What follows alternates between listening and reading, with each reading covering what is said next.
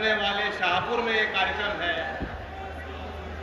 चुनावी रैली में आए देश के गृह मंत्री आदरणीय अमित शाह जी हमारे मुजफ्फरनगर लोकसभा के, हमारे एनडीए के और खास तौर से लोकदल और भारतीय जनता पार्टी के साझे उम्मीदवार डॉक्टर संजीव बालियान जी, उत्तर प्रदेश के मंत्री धर्मवीर प्रजापति जी, हमारे पार्टी के अनिल जो अभी इन्होंने शपथ ली और आपके आशीर्वाद से मंत्री बने उत्तर प्रदेश में, दयाशंकर जी, उपस्थित तमाम हमारे विधायक, वरिष्ठ पदाधिकारीगण, नेता, कार्यकर्ता, अभी हमारे भारतीय जनता पार्टी के अध्यक्ष जो कुशल संचालन इस बैठक का कर रहे हैं, जब उन्होंने मुझे निमंत्रण देना था तो इनके मुंह से निकल गया चौकिया दिन से। ये भी मेरे लिए बहुत बड़ा आशीर्वाद है। शाहपुर के लोग जानते हैं कि पिछली बार के चुनाव के बाद वो दोबारा शाहपुर आए थे।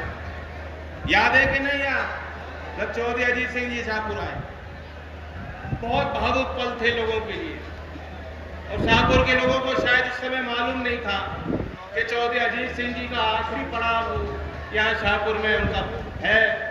आखिरी मौका और अवसर लोगों के लिए था उनको देखने का और सुनने का। उन पलों को आप सजो के रखना।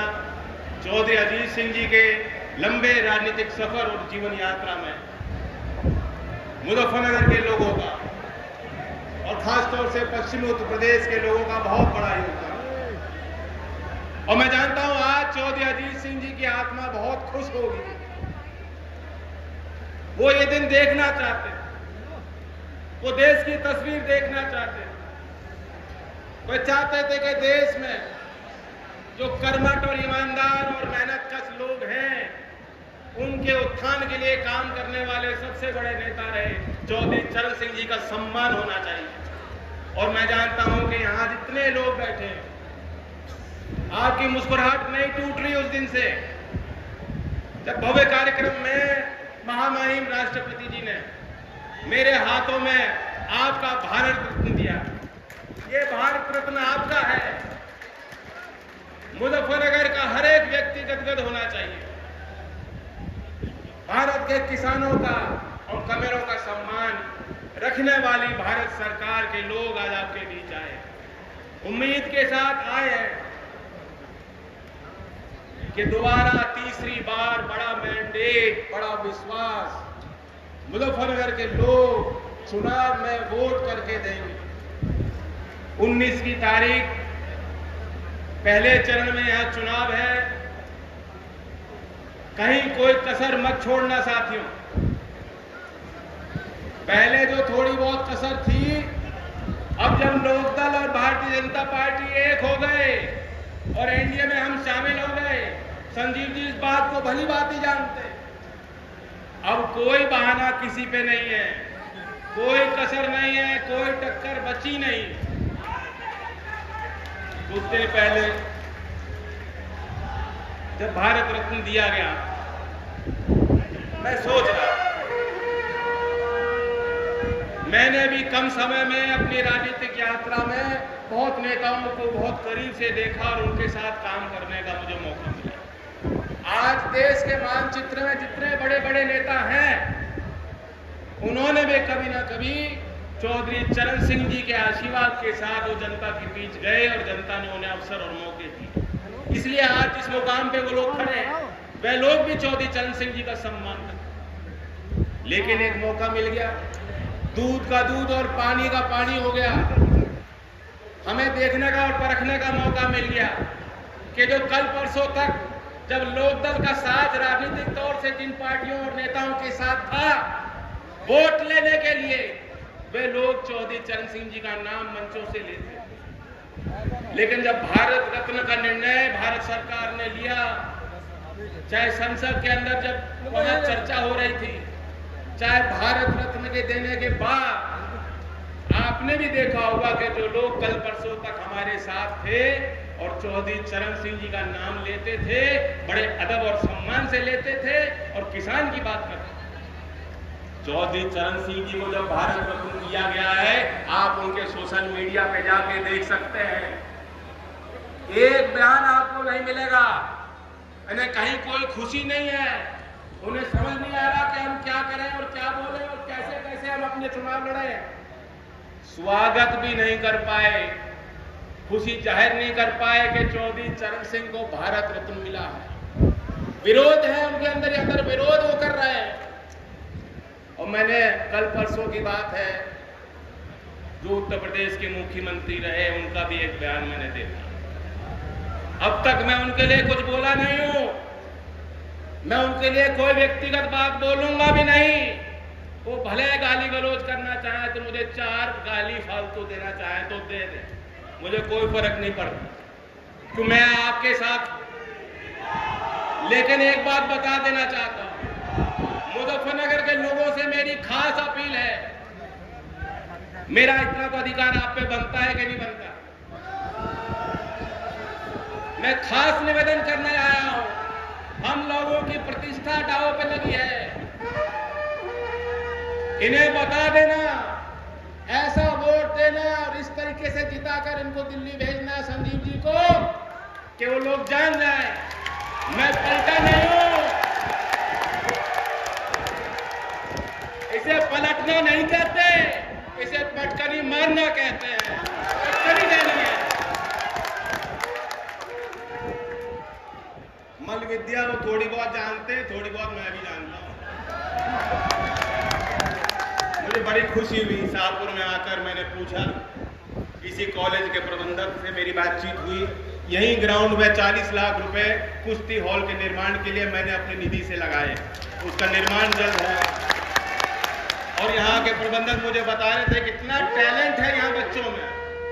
अभी स्टेट की जो प्रतियोगिता हुई कुश्ती में 12 मेडल, शाहपुर में इसी संस्था में पढ़ रहे बच्चों ने 12 मेडल जीते, बहुत बड़ी उपलब्धि। यहीं पास में काकड़ा गांव है, पुनीत बालियान स्वर्ण पदक जीत के आया, मैं जानता हूं बहुत खुशी की लहर पूरे क्षेत्र में गई। उसके पश्चात मैं उससे मिलने गया, मैं उससे मिलना चाहता था। बहुत ही छोटे मध्यम वर्ग और गरीब परिवार उनका है, किसानी करते हैं और देश के लिए इतना बड़ा गौरव उन्होंने हासिल किया। उस समय पुनीत ने मुझे कहा कि हमारे गांव में वो व्यवस्था नहीं बन पाएगी, अगर आप खेल का कोई संसाधन देना चाहते हो तो शाहपुर में दे देना, शाहपुर में वो निर्माण होना चाहिए। तो इसका श्रेय जो शाहपुर में मेरी निधि लग रही है, मैं बता देना चाहता हूँ सार्वजनिक तौर पर, पूरा का पूरा श्रेय पुनीत बालियान को, उनके परिवार को जाता है। मैं धन्यवाद उनको देता हूँ, क्योंकि गृह मंत्री जी यहाँ बैठे हैं, देश के बड़े नेता और बड़ी जिम्मेदारी इनके कंधों पर। मैं कुछ बात अपने मुद्दों की, किसानों की करना चाहूँगा। अब लोकदल और बीजेपी एक है, हमारे प्रतिनिधि प्रदेश की सरकार में भी, और जब हमने दृढ़ निश्चय के साथ ये निर्णय लिया कि हमें आगे और गति देनी है, तो ये बात तो तय है कि प्रदेश और देश भर में किसानों को जब तीसरा मैंडेट मोदी जी को मिलेगा और प्रधानमंत्री की शपथ वो लेंगे, तो देश का किसान विश्वास कर सकता है कि किसानों को लाभकारी मूल्य दिलाने के लिए उनके साथ सामाजिक न्याय हो, मुख्य धारा में उनकी गिनती बने, तमाम प्रयास, जो कोई कसर रह गई होगी, तमाम प्रयास मिलकर हम लोग करेंगे। आप विश्वास कीजिए, मुजफ्फरनगर की गन्ने की फसल दुनिया में चर्चित, गुड़ का बहुत बड़ा व्यापार, प्रदेश सरकार की 1 डिस्ट्रिक्ट 1 प्रोडक्ट योजना में भी यहाँ गुड़ का एक चयन हुआ है मुजफ्फरनगर के लिए। तो गुड़ की मिठास, गन्ने की मिठास भी बढ़ाई जा, किसानों को भी उसको बेहतर लाभ मिल सके, इसके लिए भी हम लोग फैसले लेंगे।